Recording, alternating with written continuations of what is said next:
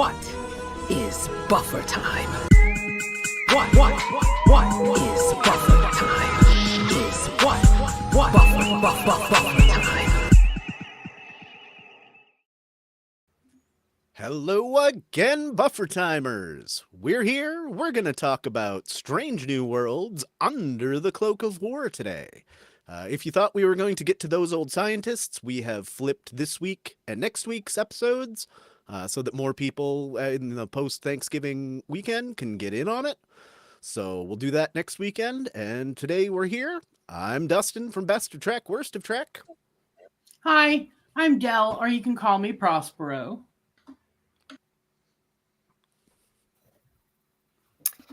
My name is Scott. I'm host of the YouTube channel Opinions No One Cares About, and probably lagging, I think. You seem fine right now. My name is Vanessa, and I host a YouTube channel called I Love Bad Star Trek. Wonderful. Well, I think Del had something that he wanted to start this off with. I do. So I had a really hard time relating to this episode. I'm not a Star Trek war type. Like my favorite series is Deep Space Nine, but I think that's because the war had personality. It wasn't just we're fighting these blank foes that don't mean anything and we don't know anything about.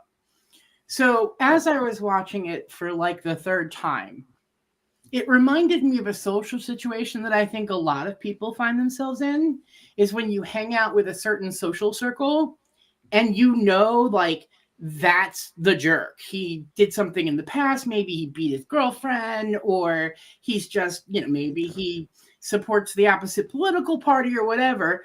But everyone else thinks he's a nice guy. But he's downright dirty. My little situation was that there were two people as part of this community that would raise money for stuff and throw big events. And they were elected as the treasurer, and they got caught stealing from the kitty. And it was just very quietly handled behind everything, but only the real inner staff knew what had happened. And then 2 years later, they did it again, and everyone was surprised. And I was like, you all knew that they were, untrustworthy. And so that's what it sort of made me feel, as Mbenga knows what he knows, and he has to interact with Doc Ra, knowing that, like, Doc Ra not only is probably not a good guy, but, like, that his whole backstory is bullshit. But that nobody else on the crew can understand that, or they're already in sort of where Pike's at, which we must be very ambassadorial about this. Uh-huh. I feel like it's sort of like that. Like, when your best friend starts hanging out with your ex and all of these really kind of not so great details about them, but you can't say anything. And so that's what it felt like to me, being in that social situation where, like, he's a jerk, but nobody else will talk about it or bring it up or support you when you talk about it. That was my story. Yeah, I can feel that. I think a lot of us could relate to that story on some level. Mm-hmm. All right. Well, let's start with a kind of softball question here. Do you think this is Clint Howard's best cameo in Trek? Ooh.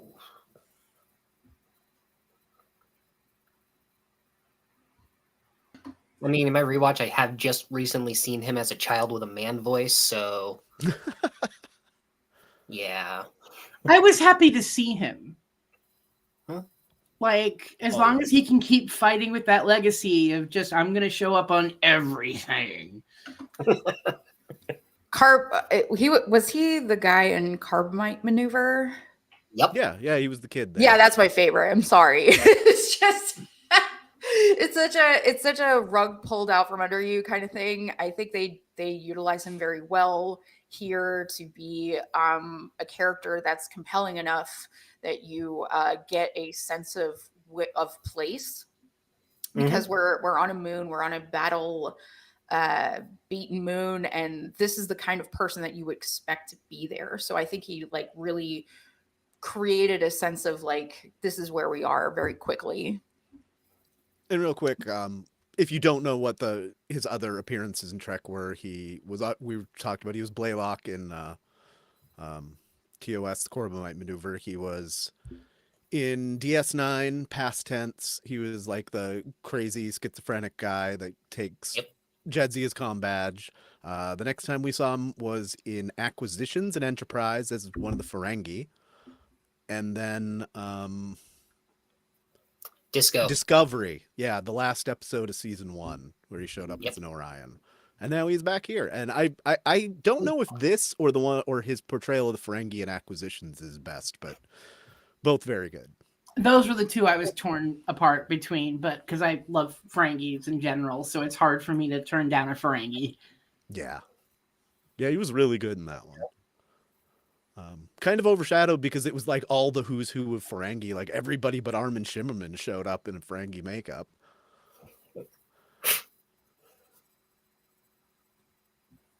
Did Vanessa just... Oh, no, we're good. Okay. So the next question was, is this new... I don't even remember what class this is, but is the Kelsey May an ugly ship? I reserve my opinion because my sister's middle name is May, spelled the same way. So I was so excited to text her and be like, there's a starship with your name on it, that I'm not going to give any other opinion than I think it's great. Who is Kelsey May? Is that like an actual person or? Yes, can't remember the story. Oh, this requires a trip to Memory Alpha. It looks sort of like a modern like a fighter jet. Whether that's ugly or not, I don't know. I've never thought of like aircraft as either attractive or unattractive in quite that way. I don't know if it's ugly so much as we're just used to seeing Starfleet ships with, disc sections. It's Right, definitely so weird. Really. That's Or more the for overlap. like carrying like a huge crew and their kids. And with this, it looks more designed to be like a warship. Really, yeah. Yeah. Memory Alpha doesn't. It says it's made in memory of Kelsey May Sunquist. I don't know who that is, and it does not follow up. Oh, for goodness sake. The mystery. It's a of weird Kelsey class May of ship. I mean, Sunquist. where you can see the nacelle on it, you can see that the rest of it is barely bigger than just one nacelle. So it's not much of a that's the ship. deflector dish on the bottom. I mean, that makes it look pretty small too. Yeah. And I don't remember starships looking that angular, like Starfleet ships don't usually especially look this that angular. early. It's almost like a severely shrunken down Voyager. The talk about shrinking and the angle, and it's got a small deflector dish. It's not the size that matters, okay? It's the pilot. Honey, I want the biggest ship I can get. All right. Did Memory Alpha say what class it is? Oh, probably. The Welcome Kelsey to Buffer May Time, type. It where doesn't. we just search It just Memory says. Alpha the whole time. It just says a Kelsey May type, so not officially a class. But Sure, we'll Kelsey go with that for now. She was homeschooled.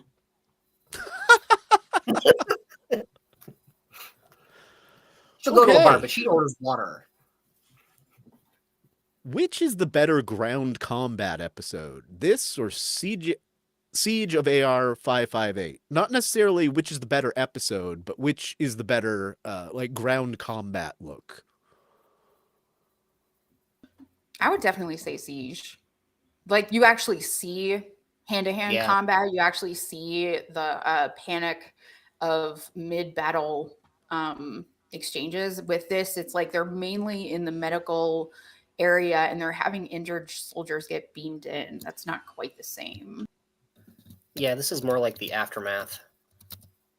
I was thinking it really had a MASH feel to me, with them living in the little tents and not only being called to do medical stuff, but to have to turn around and pick up a gun if it's so necessary. And so, I mean, and that shows how old I am, that I thought of a show that went off the air in the early 80s, but it did feel very much like MASH to me, which in itself doesn't really have the same feel as AR 559. Don't quote me on that. 558. Yep. No, Dick. Yeah. No big. But and I think if I were to choose one more, I would choose Siege over it. But I did appreciate sort of the look at what a MASH hospital looks like when it's a little bit more organized than when Julian went to the place where Klingons were attacking in Deep Space Nine. He was with Jake. Yep. I thought it was the Dominion that was attacking AR 558. Yeah, it was, but Dell was referencing another episode, the one where they're at war When with the Jake runs Klingons away and from the him and bombs Jake and finds Right, the guy right, who right. tells him to kill him. Mhm. Yeah, that one. Like I'm glad we see something a little bit more professional and organized than real meatball surgery. So Ortegas is a war veteran too, with obvious trauma. Why couldn't we hear more about that? And I think specifically this question is really poignant because we had an episode earlier in this season that was supposed to be the Ortegas episode, and we did not get very much about her at all. I think we did get more about her character in this as a background character than we did in the episode that was supposedly hers. Do we know if she, hers is Ortegas's pronouns? Like, do they refer It's to the her as actress. she? Yes. No, I was thinking about the character itself. I'm trying to Oh. think if anyone ever I don't know. Anyway, but I'm pretty sure she's a she. Pretty Okay. sure. Yeah. Yeah, and if you want the really sad story, if you didn't know, the actress's husband died at the end, towards the end of season 1, and like she's still coming back and did what she could to do an amazing performance with the craptacular writing they kind of gave her this season. I really feel like the writers just don't know what to do with her. They were like, we want like a hotshot female pilot who takes it with the boys and, you know, all that kind of stuff. But we don't know anything about who she is or where she's from or why she's like nothing. And not even like random conversations in the hallway. Though for all of the talk about, you know, Tom Paris and Will Riker, they're the best pilots in Starfleet. We've actually seen Ortegas be the best pilot. That has a lot more to do with like CGI coming a long way, and we can actually like move the ship around, and it looks like she's really doing some good work. So I can say that. We know that about her. She's an amazing pilot. Isn't that the only She line flies she the ship. gets in Subspace Rhapsody? That's the only line she gets. One that's It's like, mixed, really. I'm the pilot. And that's the end of her for the whole episode. So specifically why I brought this up. You learn a few things, like, you know, just through context. Like, you know, she's a Klingon War veteran, clearly. She's got some kind of feelings about it that would be good to explore. And timeline-wise, she must have been at the Academy, you know, like at the same time as Detmer. I would not be surprised if they had a friendly rivalry over who is the best pilot, and I want to know about that. I thought the reason that they didn't go into Ortegas actually has more to do with the fact that she wasn't actually there. She wasn't actually on that particular moon, and the most of the emotional real estate was being taken up by M'Benga's and Nurse Chapel's experience. So what her job was to give shape to the amount to the size of this person's reputation, and did it in such a way where I'm surprised Pike didn't discipline this person a bit more substantially. There was just like a stand down order at one point. But if this person's that diplomatically important, then sort of speaking aloud to the butchery might not be the best welcome mat to stick in front of somebody. But yeah, I that's what I thought, like, the lack of focus on her was about.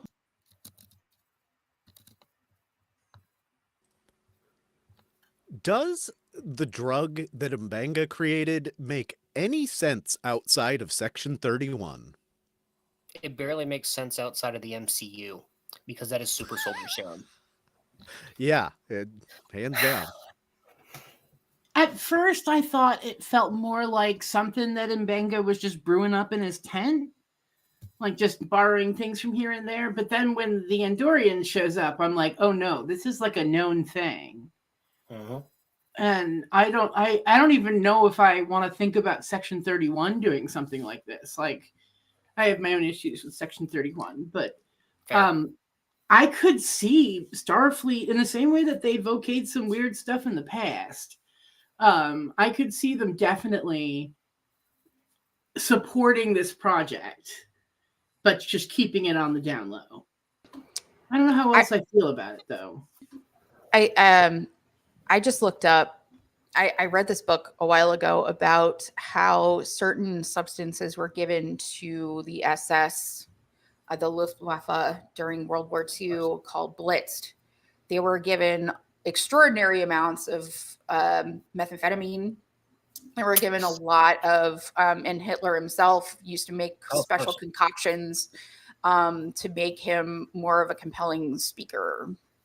So I don't think I would like, especially in an episode that sort of goes into a morally gray area. It doesn't shock me that there are concoctions such as this floating around, especially in such a endgame situation as the battle on the moon. That's fair. And if you look at it, I feel like this ties even more into, we're talking about backstory. Wasn't even that Andorian. Trask is talking about how Mbenga had like more confirmed hand-to-hand kills than anyone, but no, now he's a doctor. So what the heck happened there? Well, you get this. I mean, we know that he created it, so he was probably a doctor in some kind of super soldier program, and then probably tested it on himself, became the first ultra badass. That's the sense I get out of it anyway. Like, he was always a doctor. It's like Bones. He came into Starfleet already a doctor, and then he went and did all the Starfleet training. Plus, like, if you're, I don't know, are these enlisted folks? Both One would Mbenga? think. Okay, so like, you're sort of passed around in terms of what is suitable for you at the time. Like, if there's medical stuff to attend to, that's what you would do. If you're like in combat, that's what you would also do. So, the two straddle in, yes, like one's blowing people up, one's putting them back together, but in this setting, those two things can exist together.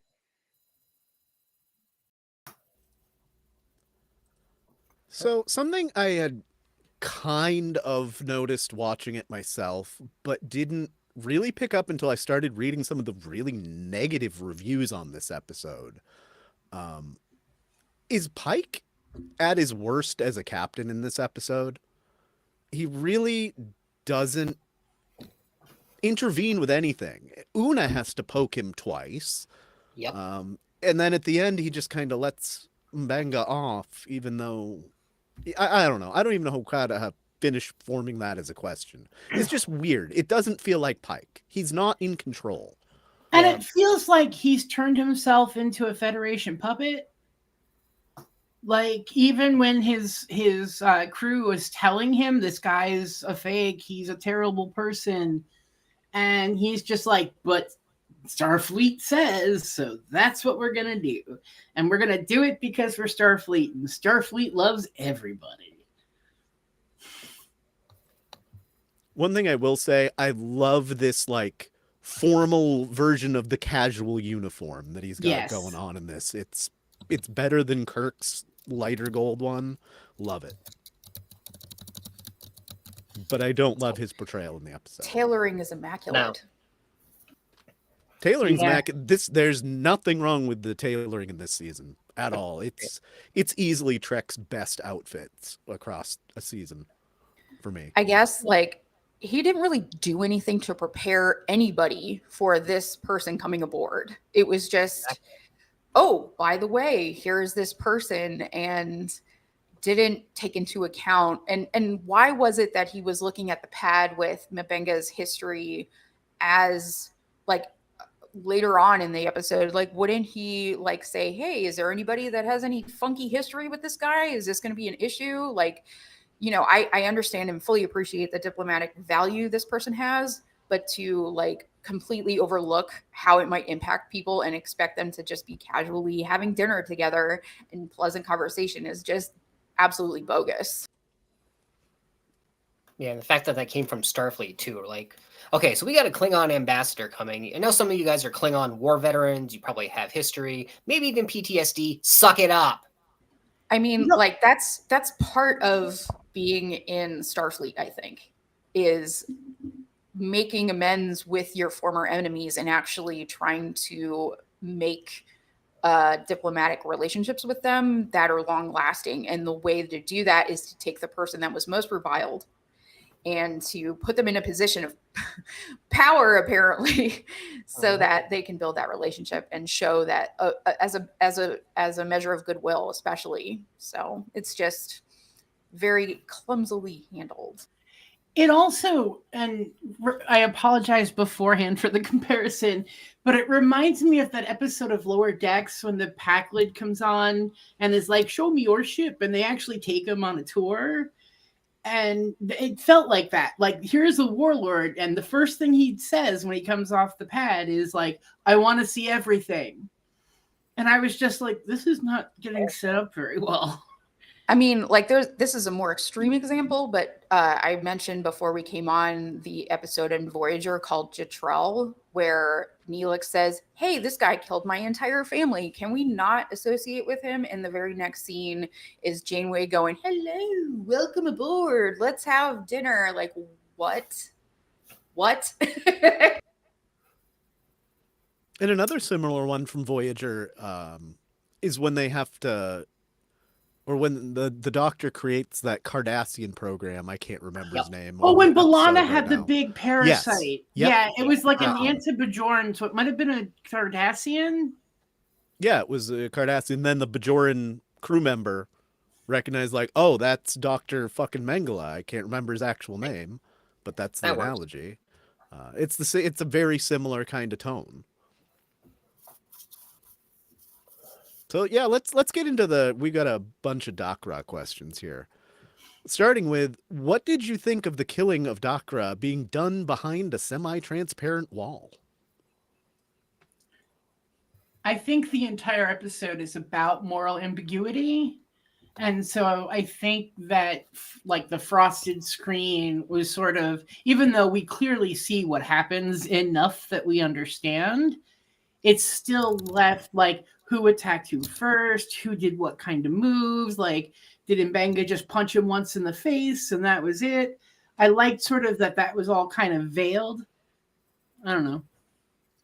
Yeah, that brings up a really good point. Like, I didn't realize till this third watch that maybe Dakra does attack him first. It's hard to tell. I assumed the first two times that, oh no, M'Benga just offed him and that's it. But it seems like he might have started the fight. I can't tell.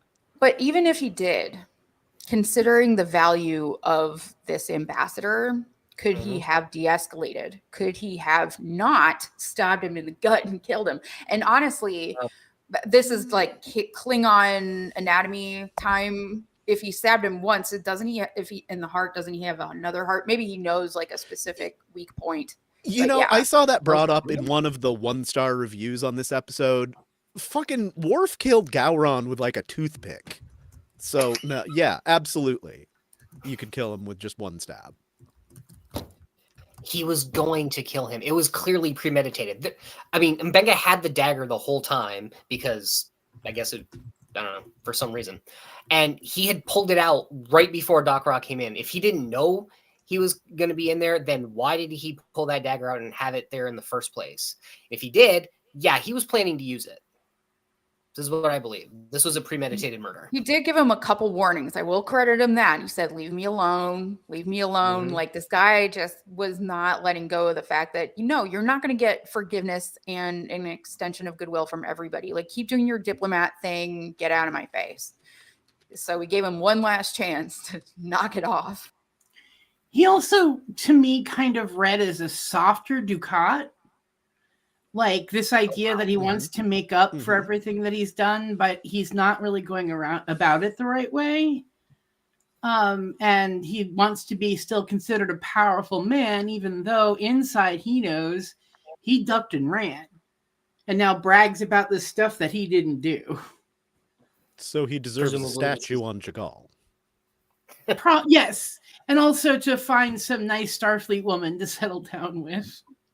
And like I find it kind of interesting how willing Drakal was how willing he was to let go of honor, because that's dishonorable to lie Mhm. about a battle victory.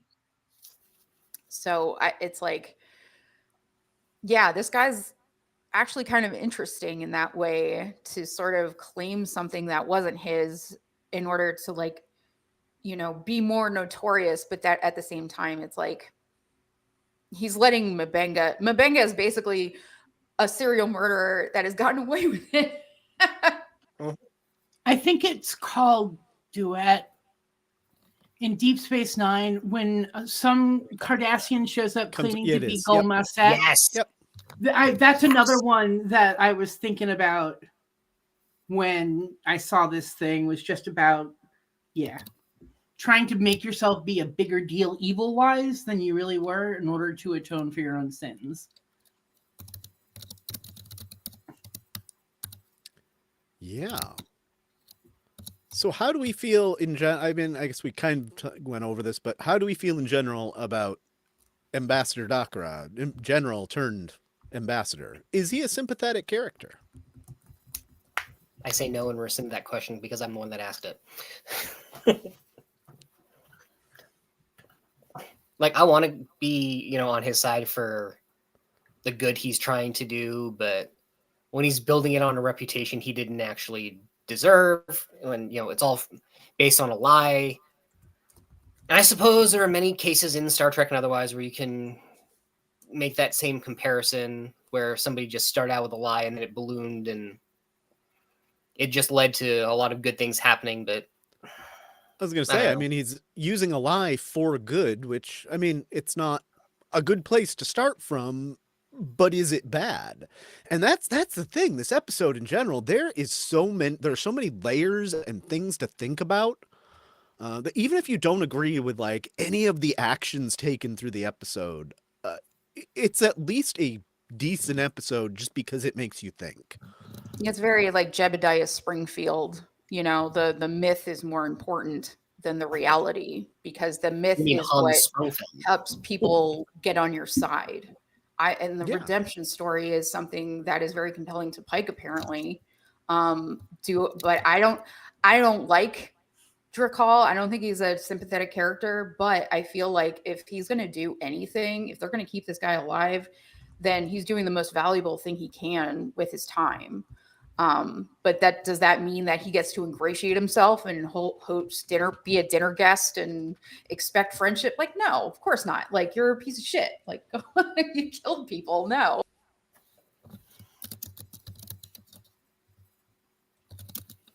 So then that leads to the question, was M'Benga in any way justified in killing Dakra?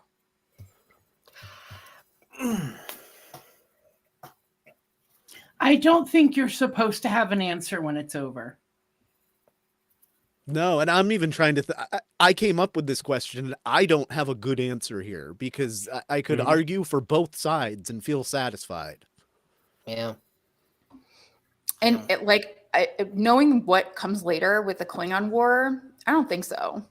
I think he put himself in his feelings about what happened that day in front of the potential future that this person could create with what life they have left.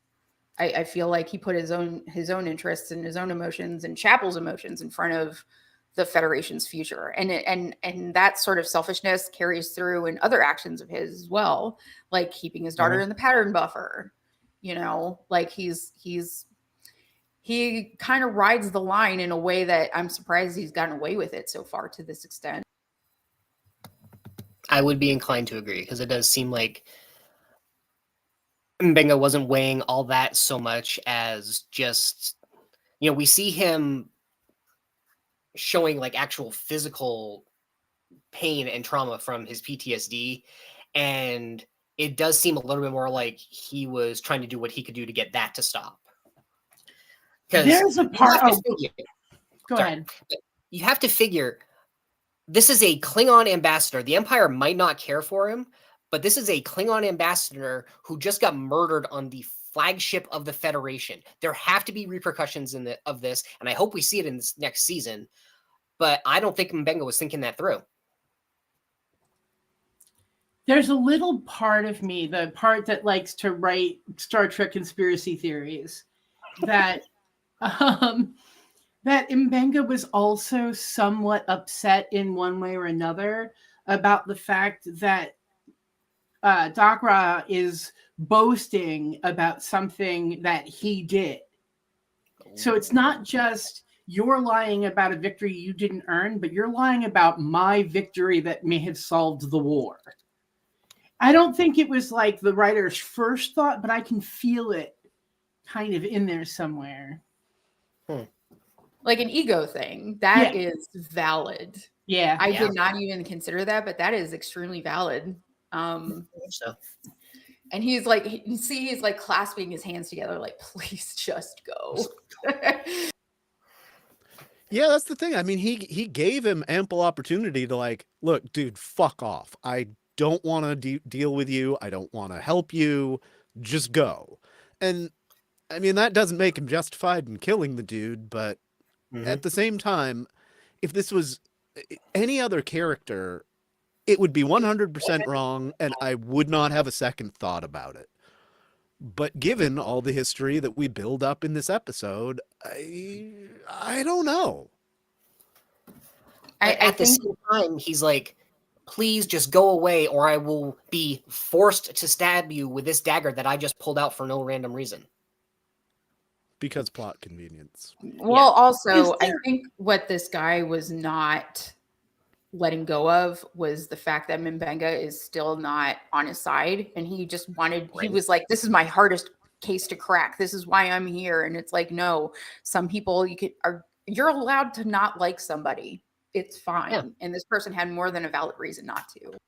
Do you guys think that there was any subtext that Dakra knew that M'Benga was on the ship and that maybe part of the reason he showed up was specifically to sit down with M'Benga? Because it doesn't, they don't say that outright, but it wouldn't shock me. I mean, I found it weird that he asked M'Benga to do Mukbara with him, but I mean, he seems legitimately shocked at the end when he figures out that, oh, M'Benga's the real butcher of Jagal. Like, oh shit, that's my knife. Oh shit, that's my knife. Yeah. I don't think he thought of that coming back to haunt him. I thought he was like, oh, it's just war. I can say whatever I want and everyone will believe me because I was there and I was like, in command of the operation. But like, to actually meet the guy that did the thing, I don't think he expected that. I thought he probably thought he was dead. That's fair. So this kind of goes back to Pike being ineffective in this episode. Do you think that at the end he knows that M'Benga's lying to him? Ask me no questions and I'll tell you no lies.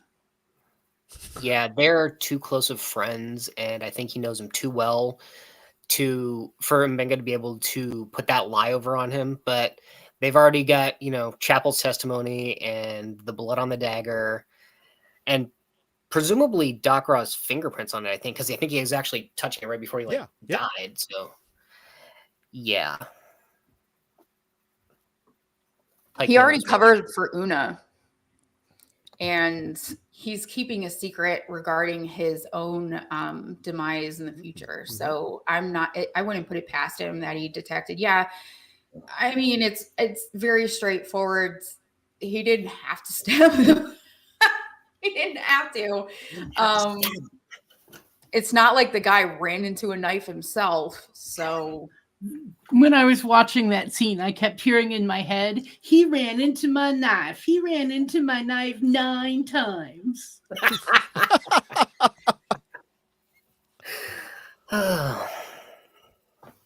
I've only got one more regular question here.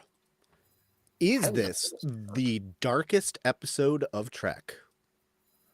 And I don't mean like Picard dark on the bridge dark. Not visually dark. Not visually dark. Story dark. I mean, I think if we have to consider full episodes and not just episodes that had very dark moments, but also had moments of levity, like I think it would be in its entirety maybe one of the bleakest episodes, but I think even just seeing the Bajoran camp when Kira goes back in time and there are children begging, or like there's a lot when she has to bury her father. Like there's a lot of episodes that have left us feeling grief. I think it's why, again, I don't like these kind of episodes, is because I don't like feeling grief when I'm trying to be entertained, unless I'm in a very specific mood. But I would say, yeah, I can't think of any entire episode. Maybe In the Pale Moonlight would be the only other one I would put in that category. I think the bleakest episode of DS9 to me was the one where Kira meets her mother and the circumstances that led to her safety, and having to sort of like reckon with the fact that the reason that she's even alive is because her mother basically sacrificed herself in her safety. So I felt like this is dark in certainly another way. But as far as like the bleakest, I would put that there. I got the sense that they didn't allow the opportunity for enough healing in themselves, neither M'Benga and Chapel. Like they just sort of look like they took a pact to not really talk about this and process it in a way where they would get anywhere close to healing. But at the same time, it's like, how much healing would it take to meet the person that the warlord that you were up against? Like, yeah. That's true. Yeah. All right. Well, that's all the regular questions I have. You guys got any other thoughts? I know we had a lot of chat in the pre-game for this. I think we've covered most of it, at least. Yeah. I one of the scenes in the surgery that I thought was really striking was the time that Chapel got squirt in the face with a bunch of blood. It's like, don't they have masks or something? I don't know. Like, I guess that's supposed to like signal to us that they're ill-equipped. And and also it's illustrating the fact that he's actually cut a man open and doing surgery. Like even in other Star Trek episodes when there's been surgery involved, we don't get to see the gore and guts. Like everyone puts on these nice robes and do whatever. And this was, again, with the MASH reference, this was very meatball looking. Like we're just going to open him up and see what we can do to save his life. Even though we probably have better tools and whatever at our disposal if we're willing to wait. But the question becomes, can you wait? Do you have time to wait? I also thought like the pattern buffer thing, when they delete that one person from the pattern buffer, was sort of like meant to be a callback to his daughter. Oh. Yeah. So he's faced that kind of decision in the past. I liked the use of, oddly enough, the use of a biobed as a metaphor.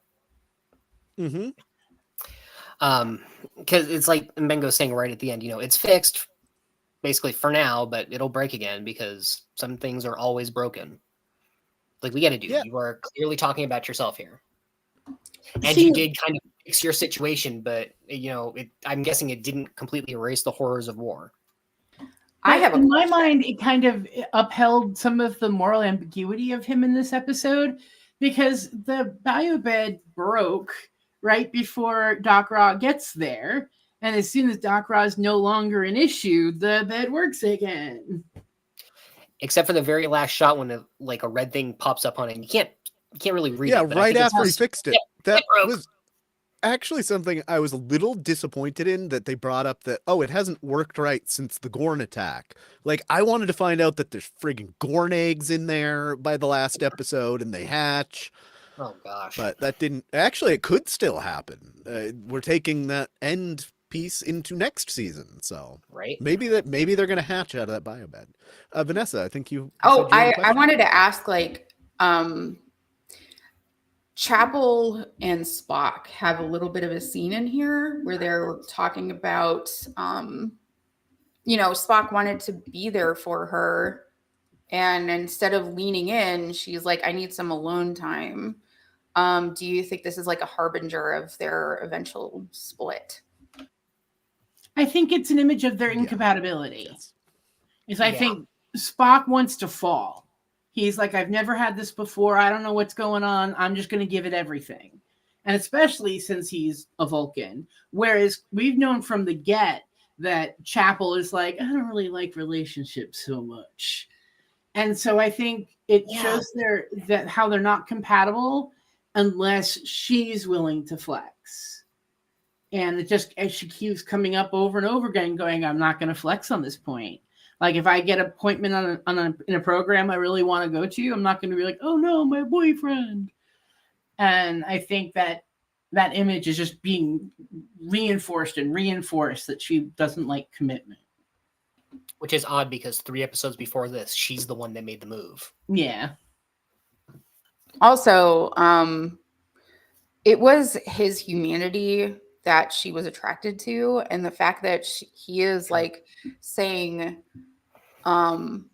like, I'm here for you. Like, we don't even need to talk about this. Like, we can just like be around each other and I can just support you while you're dealing with this obviously incredibly painful thing. She's like, nah, I just need to be on my own. And that's like, to turn away from someone when someone's making an emotional bid is not a good sign. There's actually two. One of these is related and one's not. There's 2 moments in this that made me realize that they're kind of following up and doing like a reverse callback to Lower Decks. In the beginning of Lower Decks, Tendi has to manually pump a heart, right? So we see that. Yep. But the second big thing is all of season 2. I think it's season 2. Bold Boimler.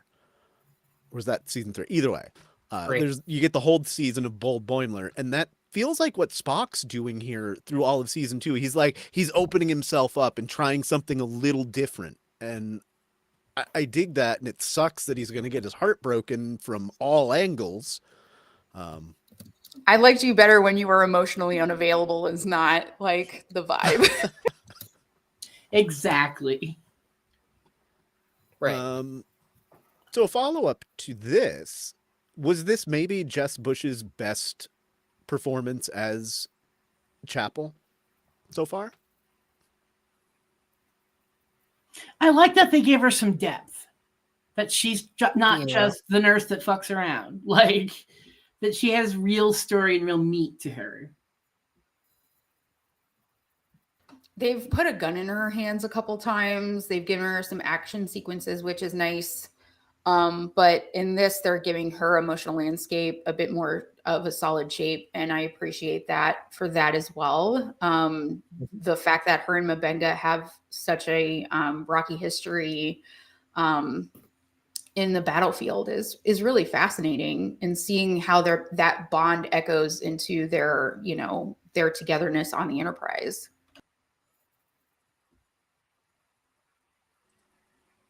For sure. Mm-hmm. All right. Do we have any more questions or thoughts we'd like to throw in before we rank it? I want to talk about a tiny, tiny little detail that I researched. I really wanted to know what bills and bows were. So Okay. what we would expect him to say, right, if we met him tomorrow, would be, all I want to see is asses and elbows. And it actually, the bills and bows, the bills were a typical kind of hook that they would use in like securing ships, but also for hurting people. And then bows were about the ropes being tied, the rigging being tied in the right way. But it's like ancient now. it's from, I believe, the 17th or 18th century, but then over time it mutated into asses and elbows. But I just, he just kept saying it over and over again. I'm like, I need to know what that means. I guess Weird. I just had a small question. Like, how is there evidence of either Chapel or Mabenga having processed this at all beyond like how they discuss it with each other or not? I know it was mentioned Yes, before, okay. but I don't think I've ever seen him talk about it. This is how we process whiskey. Yeah, that is like the fact that that's what they went to. I mean, like to be in the same room with a warlord, I guess, that kind of coping mechanism makes sense, but it's like make mine a double. It's like, wouldn't that make your emotional state worse in this situation? I don't know. I guess like they're just looking to numb however they can think of. But it's a double-edged sword That's it. because if you drink too much, then you're going to say shit. Right, exactly. So, yeah, you have to kind of find that level between, I'm okay and it is. That I'm okay and that I'm so sauced that I'm going to like be anti-ambassadorial or whatever that word would be. Among the Lotus Eaters is dark. How is that dark? It is a little bit, but no, You spend a I fair don't amount think of it's time even trying to on the get same plane as this one as far as like No. dark. But I do think it falls into the category of a dark episode. it is, yeah. I mean, it's not the like happy-go-lucky, we solved everything and everything's right with the world. But the plants like made them like impervious to any disease, and they could eat. They farmed sustainably, and they liked each other. Like, is that really horrible? Like, I just. You don't have your memories? Yeah. Yeah, exactly. I mean, oh. Are we talking about the same episode? Or is this the TOS episode? I think you are, because when they get this is when That's they left the Ensign behind and became a warlord. And when that one, castle is when they just went 3 to the episodes commune. before this one. Okay, Yeah. okay. I was thinking of the TOS episode that like where Spock Easter No, where they Bunny episode. lose their memories here, friggin' Yeah, Arya Stark that or one, something. yes, that is Paradise? the main character in that, the main guy that they link up with, the way that his story played out, I remember being pretty bleak. Yeah, I would agree. Yes.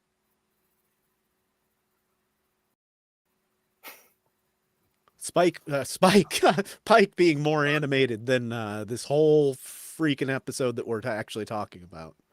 Yeah, it didn't have very many peaks and valleys except right there. So in general, I remember not really liking Among the Lotus Eaters. I need to see more of this season. I loved it. And one of the things that I really loved about it was when the older man started to regain his memories and realized what he had lost. Like, I have family, I have children, I have all these things that I want to remember, but how bittersweet that choice can be. It's like, if I'm oblivious, then I don't feel grief and pain. But if I don't remember, then these people will cease to have meaning. And so it's, anyway, I do find that a very dark episode, but I love it.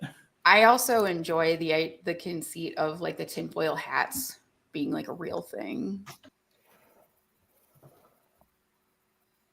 All right. Are we ready to rank? No, go ahead, Scott. I'd still say that this one was the darkest of the season, possibly of the whole series, and I would include that. I would say even more so than Lift Us Where Suffering Cannot Reach, which I did not like because it includes child sacrifice. That's the worst episode of Strange New Worlds. I don't think anything's going to be worse for me ever. But yeah, I guess if you want to call that dark, but it's this like, that's a weird dark episode because it's all bubbly and like happy and hopeful until you get to the end and you're like, what? Mm-hmm. So yeah, are we ready to put a number on Under the Cloak of War? Well, I'm going to Sure. give her 7.5. This episode shoots for a 10, and it almost gets there. It loses a bunch of points for, it loses at least a point and a half for Pike just kind of being ineffective. I can see people's point of view and why they don't like it at the end with Mbanga and like, all right, well, I'm going to kill this guy and I'm going to maybe even lie about it. So I can see their point of view, even though I think I like it more than that. 7.5. I hate when you and I agree, Justin, but I also gave it a 7.5. Like, and that's really gracious for me for a war episode.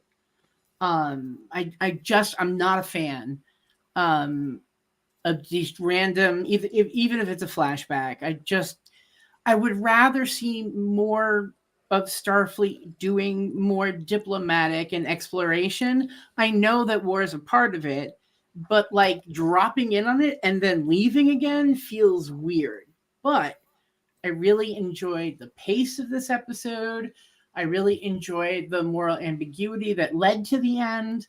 I think the acting is, except for maybe Pike, I think everything else, like the acting and portraying emotions on the face and with the body, I thought that was really good too. So 7.5. I am going to give this episode a 9 with a disclaimer. 9-star. Yes. This is a very well-written, well-acted, and well-executed character study. I can appreciate the effort and the talent that are involved to make it what it is. I can kind of appreciate the ambiguity at the end, although when you really look at it closely, there isn't that much ambiguity. You can you can kind of comb through that and get to what really happened. It loses a point because I honestly do not like what they did with Mbenga's character here. But yeah, the disclaimer is that it's a very well written and well executed episode that I do not like.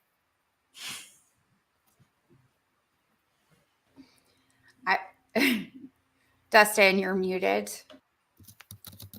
This one, I was just reinforcing what Scott was saying. It tried really hard. It wants to be above its pay grade. It has a few too many problems to get there, but it's solidly a good episode. You just removed my score completely. I don't know how I did that. It's like Dell said something, whatever. Go ahead, Vanessa. I was also going to give it like a 7.5. Because I think that there's some discussions that are really important that they have here. I see up here on the screen is that discussion with Mbenga and this soldier about like they crammed a lot of ethical things and a lot of morality in here and a lot of like how does one justify what they're doing in the moment? How do we justify institutionalized murder? How can we carry forward? Is it like I don't quite understand. I wish we got a better understanding of what the stakes were. They crammed a lot in this episode, and I think that's to its detriment. Like what are the stakes of this specific battle? Is this like a front line? Is this Federation territory? Like, why are we battling over this one specific space? And also, is it like a violation of General Order 1 in that case? Are we interfering in their dealings? Also, there is a line towards the end about vigilante justice. And like in TNG, that would have been a whole episode. But here it's like this squeezed little 2-minute dialogue between Pike. If we don't stop, if we let justice be in the hands of everybody, where does it end, and that kind of thing. And it's like these are valid points. But and the moral ambiguity comes in when you consider like how this could impact Klingon Federation relationships in the future, leading to the Klingon War for sure. This could be one of those dominoes that fell that created that issue. So 7.5 for sure. I'm really glad I rewatched this because I feel like I like it more this second and third time around that I've watched it than I did this summer. Same. I also appreciated a little bit more where Chapel was coming from. She seemed to like really focus in on the well-being of Mabenga, and I fully would not put it past her to lie on his behalf either. Exactly.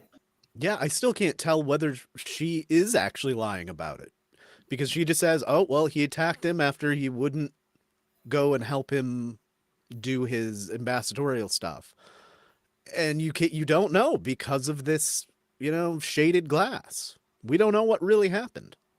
Like she could have like there might be ways in which she could have been more helpful, but she decided she volunteered not to, and I think it's sort of like when Riker was the lawyer, the prosecution in Measure of a Man. It's like he did just enough to get the job done, but not so much that he would actually win. So in this case, she didn't really like give every single detail, but I wouldn't put it past her that she covered for him. That was the sense I got the first 2 times I watched it. I was just like, okay, yep, Mbanga killed him, and Chapel helped him cover it up because they stick together. They've got this. And that was like one of the sticking points of the episode. But then it became more ambiguous that this last time I watched it. I don't know who started the fight. Should Mbanga have killed him? No-ish, with an asterisk. Like the effects of trauma bonding. Oh, yeah. Yep. Okay, so next week and the week after, we have the most interesting episodes of the season, even if you didn't like the second one. Hey. So I said, because there are people that absolutely hate Subspace Rhapsody. I was just going to get on that next week we're doing Those Old Scientists, arguably the best episode of Strange New Worlds, in my opinion. And then Subspace Rhapsody, which is another dividing line, much like what we talked about today, that some people love, some people hate, and some are in between. Do we have any final thoughts on Under the Cloak of War, though? Or have we talked the grayest of gray areas to death today? Leave Gray out of this. He's just playing in mud. He's just hanging out in the most boring job in the galaxy. Someone's got to stir mud. Somebody does. I mean, that's the thing. Other than being a smart ass, I don't have anything else to say. Well, let's get out of here for now, and we'll be back with you with some Lower Decks crossover next week. Until then, live long and prosper.